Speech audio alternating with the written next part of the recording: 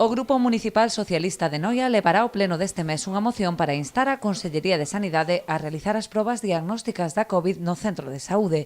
O PSOE faise eco así das queixas recibidas por parte de varios veciños ante a obriga de ter que desplazarse ata o Hospital Clínico de Santiago para realizar as PCR.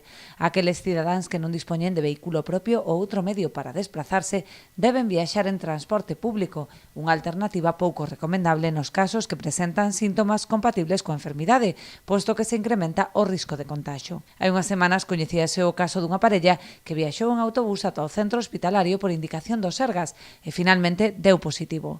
Ante esta situación, os socialistas piden á Sanidade que descentralice o servizo e dote o centro de saúde dos medios materiais e humanos necesarios para poder realizar as probas.